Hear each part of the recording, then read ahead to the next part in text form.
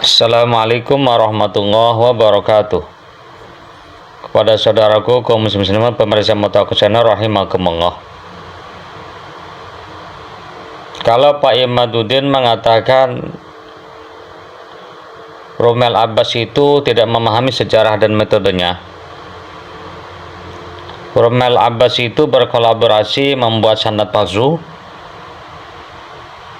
lalu Pak Imad tidak lagi menganggap Romel Abbas ini sebagai pembanding ilmiah dalam nasab Alawi.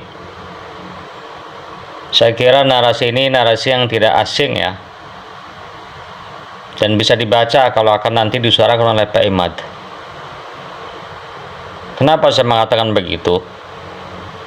Kalau saja ulama-ulama yang karyanya itu sudah membuming, diakui, dibaca oleh ulama internasional, diakui oleh ulama-ulama yang luar biasa keilmuannya, ditafsiri seperti itu,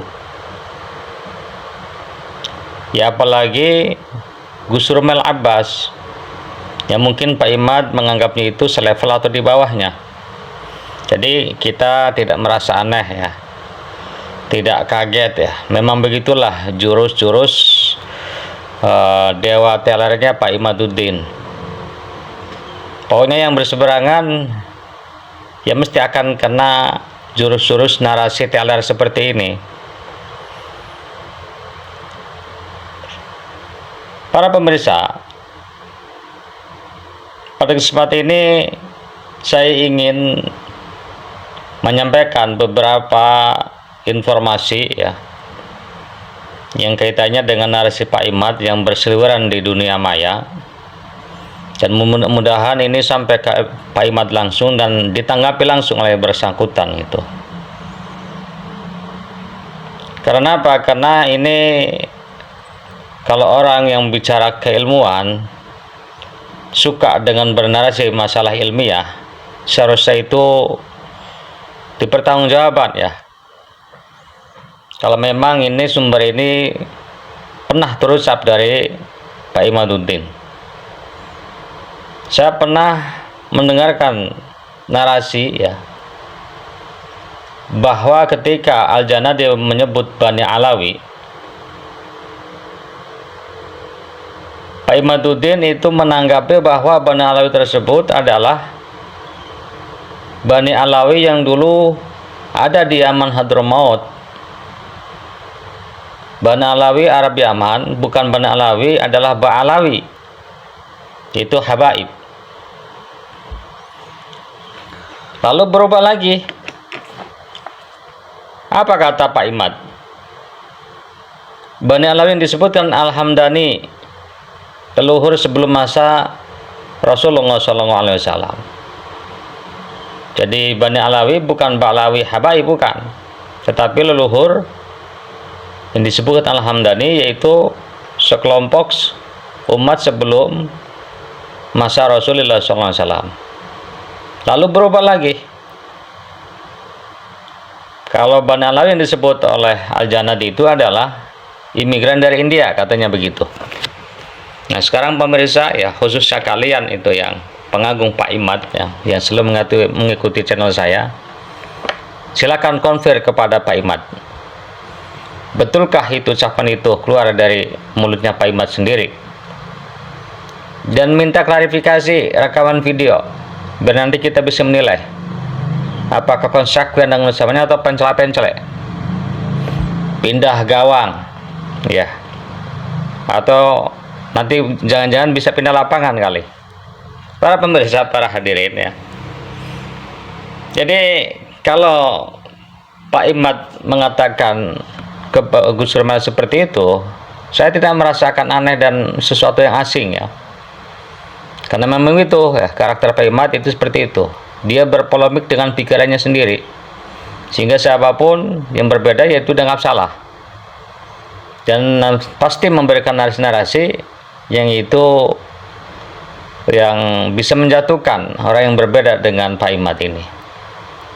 Ya contoh ya karya yang sudah sering kita dengar ya, bahwa Al-Janadi patut dicurigai tidak lagi asli, ada tambahan sana sini. Aradul Jali, dan ini saya dengar langsung ini Pak Imad yang bicara. Patut dicurigai itu bukan karya Az-Zabidi. Bagaimana tidak? Az-Zabidi itu orang yang alim ya, mufassir dan lain sebagainya lah, dipuji-puji. Sementara dalam Aradul Jali ada beberapa yang dianggap keliru. Nah ini saya kira sebenarnya ini, kalau saya memahami, ini jurus ngelesnya Pak Imad itu. Karena Az-Zabidi tidak mungkin dilawan gitu ya. Dan Pak Imad merasa itu bukan kelasnya ya, jauh-jauh ilmunya seperti sama dan sumur. Maka ketika Aradul Jali ada celah, disitulah dibuat alasan bahwa Aradul Jali tidak lagi bisa dipegang. Patut dicurigai kalau itu bukan karya Az-Zabidi. Ya biasa begitu ya. Ya cari celah untuk itu supaya Aradul Jali jangan dihadapkan sama karyanya Pak Imad itu. Nah para pemirsa, nah jadi jurus-jurus ini ya tidak asing ya, dan Pak Imad itu kan biasa ya, apapun yang itu mendukung karyanya ya diambil, sebaliknya yang tidak mendukung ya ditolak. Walaupun kadang ada kelucuan ya, satu karangan ya sebagian diterima, sebagian ditolak. Seperti mamanya dalam masalah Syura dan Istifadah, Pak Imad memakai teori Syekh Ibrahim bin Mansur. Nah, tetapi dalam prakteknya Pak Imad tidak mengikuti Syekh Ibrahim bin Mansur gitu. Beliau mengisbat nasab Alawi, tetapi Pak Imad membatalkannya.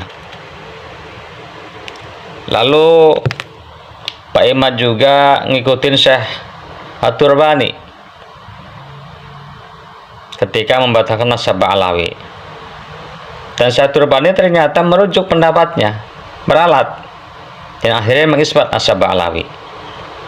Nah, Pak Imad tetap tidak bergeming, masih mengatakan nasab Alawi adalah nasab palsu, nasab yang batil. Nah para pemirsa, jadi itulah ya Pak Imaduddin ya, mencomot makalah dari seorang alim, tetapi tidak sempurna menukilnya, atau tidak mengikuti apa kesimpulan daripada seorang alim tersebut. Nah, jadi dalam kesempatan ini saya ingin menyampaikan ya. Nah, Pak Imaduddin, kalau ini suara saya sampai ke sampean, tolong jawab itu.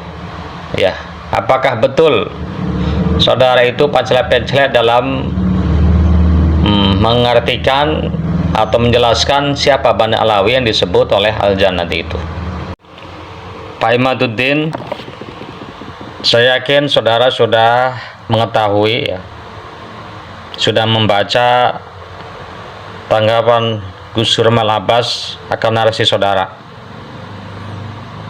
Yang saya pahami, Gus Surmal Abbas menantang saudara berdebat dalam masalah ini.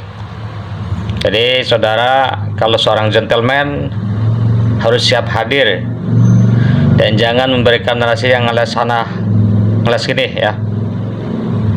Saudara harus mempertanggungjawabkan narasi saudara tentang hal itu. Kalau memang ini adalah kalimat itu saudara yang menulis. Nah, itu saja ya. Mudah-mudahan ini menjadi pencerahan kita semua, khususnya pencinta Ba'alawi, yang makin cerdas, makin cermat, makin bijak dan dewasa menyikapi narasi-narasi sumbang daripada Pak Imaduddin dan juga kelompoknya. Itu saja, sekian, wassalamualaikum warahmatullahi wabarakatuh.